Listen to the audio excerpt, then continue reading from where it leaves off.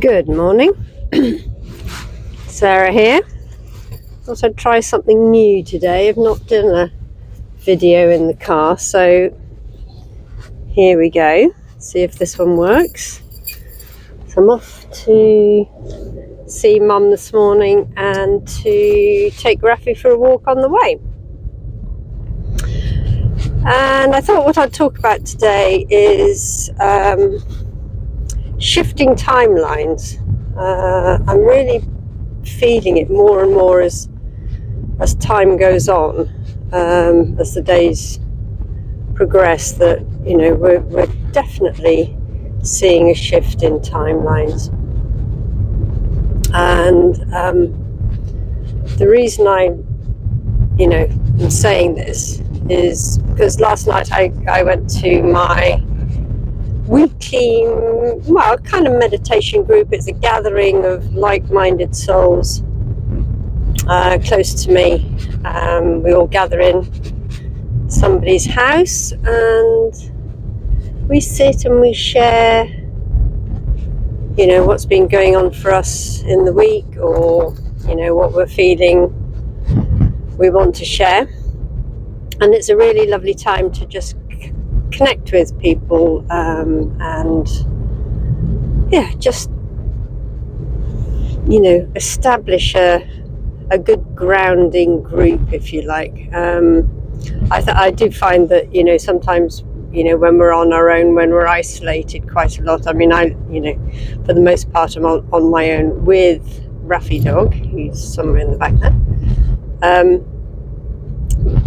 We can be in our heads a lot, and stuff goes round and round and round, and the appalling stuff that's on the news, not that I watch the news anymore, but there's certainly everywhere you look, every time you switch the computer on, there's some horror story, or Trump is shouting about bombing the world into oblivion, and it kind of does go round and round in your head a little bit. Excuse me.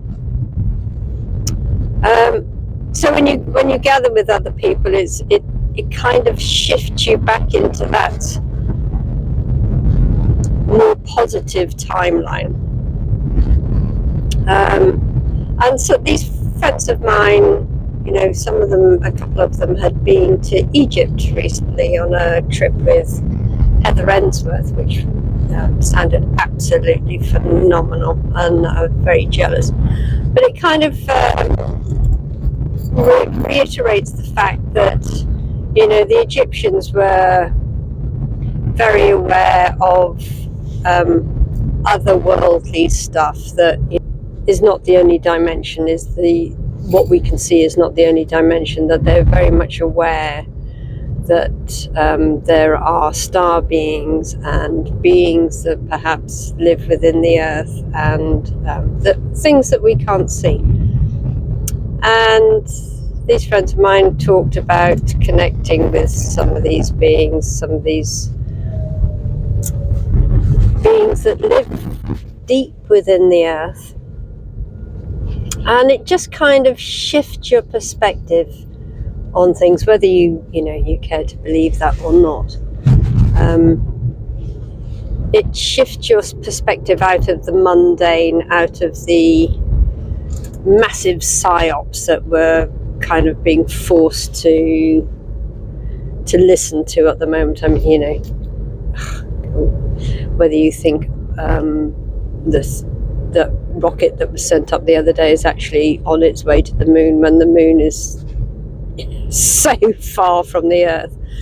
And I saw a scientist describing how far the moon is actually from the earth, and it's just incomprehensible. When you look at the moon in the evening, it looks pretty close, and the closest space station, in sort of terms to try and describe how far it is away, the space station is, say, 4 centimeters away from the earth, and the moon is another 25 feet away from the Earth. So it's beyond almost comprehension, and you wonder whether this rocket Artemis that they've just sent up is just another massive psyop. And from my perspective, it is. I mean, I can't believe that they've got all that way in 4 days. And, you know, we know the sort of controversial things around the 1969 landing on the moon. So from my perspective, it's just another massive psyop to keep us distracted from God knows what. Or maybe, I don't know what it's all about. Just sitting and watching. But anyway, my point being is that by connecting with people that are on the same wavelength as yourself can take you out of these distractions, and by getting out of the distractions we can then build this new Earth that we're looking towards. And I really feel this, that when I'm with other people that have the same viewpoint as me, it is so uplifting, because otherwise we can just get dragged down into the hopelessness of it all, you know, the hopelessness of wars and you know, just everything. So as these timelines split, I find I'm more and more moving myself, well, not intentionally, but it's, I guess, through just having a different mindset. I'm moving onto this newer, more positive timeline. And every time, sorry, I don't know why I've got such a froggy throat this morning. Every time we get hooked back into the darkness, we can say, no, thank you very much. I intend to keep my vibration high today, and I don't want to be dragged back into that low vibrational energy, which we know is the intention of the people that are running this planet, is to keep everybody in fear. And when people are in fear, they're easier to control. And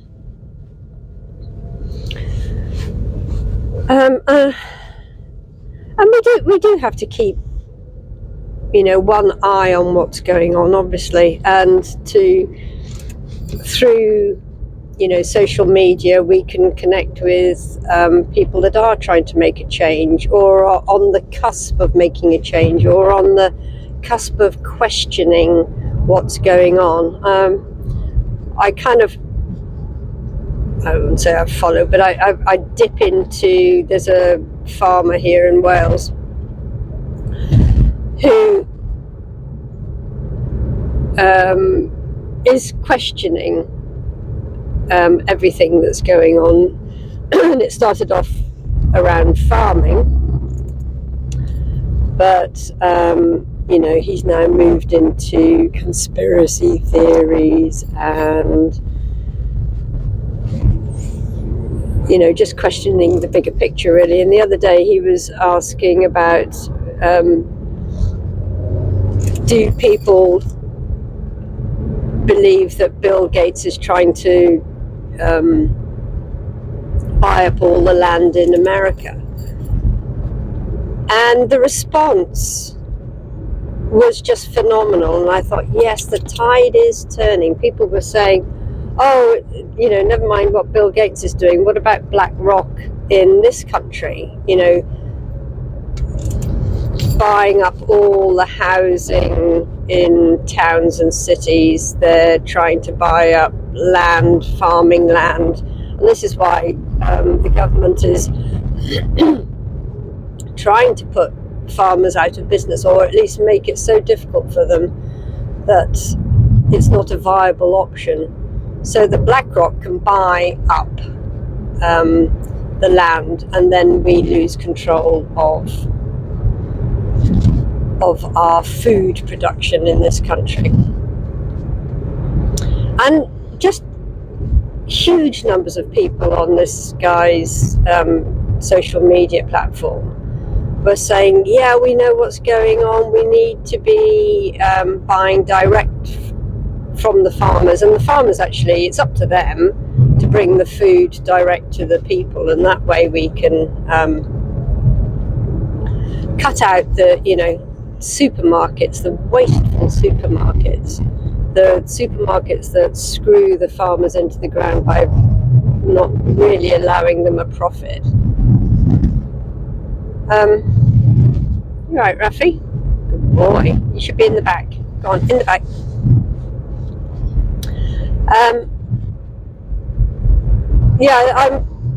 Things like milk dispensing. Patient motorcyclist. Whoa, seriously, mate. Milk dispensing machines. When I was up in North Wales having a few days break with my daughter, we found, I'd never come across one before, a milk dispensing, a vending machine where you either buy your glass bottle or you take your bottle with you, and you put your money in and you get really good quality, straight from the farm milk. And it was cheap, it was I think it was £1.40 for a litre. And the milk was so tasty. Not everybody wants full cream milk, but you can separate it out. Actually, you can allow the cream to come to the top, and then pour that off, and then you're left with the skim milk underneath. And you can use the cream to make butter or what have you. But it was just such a brilliant idea, and I thought, why doesn't every farmer have one of these, or several vending machines that around their farm or in the nearby towns and what have you, so that people can actually buy the milk directly from the farmer. And it's things like this. It's things like, steady on, Rafi, in the back. More farm shops. There isn't a farm shop anywhere near me, and I live in mid-Wales. Can you believe it? The nearest one, which I'm going to today actually because it's close to where Mum is just outside Shrewsbury. I mean, that's a 50-minute drive from me. It's ridiculous. I mean, I'm guessing the reason that we don't have farm shops around here is that it's not arable land, it's all hill farms. So that the local farmers are really just selling lamb or beef. They're not growing crops or vegetables and what have you. And Shrewsbury being not quite so hilly, I guess that there are more market gardens and that type of thing. But anyway, my point being is that it would be so lovely to be able to do all my shopping in a farm shop. And I do go to this one regularly because I come to see Mum at least twice a week, so I'm in there most of the time to do my shopping. But to have one a bit closer to where I live would be easier and better, and other people could use it. So I think the timelines are shifting. People are beginning to see that we need to step out of this monopoly that big supermarkets have, that if we want to keep our country going as far as feeding ourselves goes, that we need to buy direct from the farmers. I actually saw something this morning on social media somewhere, I can't remember which one, that Marks and Spencer's had dumped 2 massive skipfuls of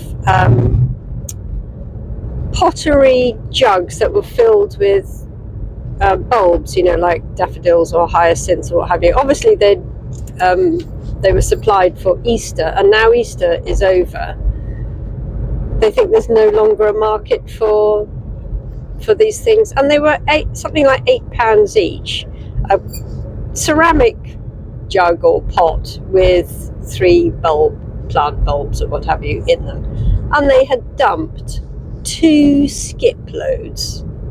I mean, the waste is just unfathomable. You just think, what on earth are these supermarkets doing?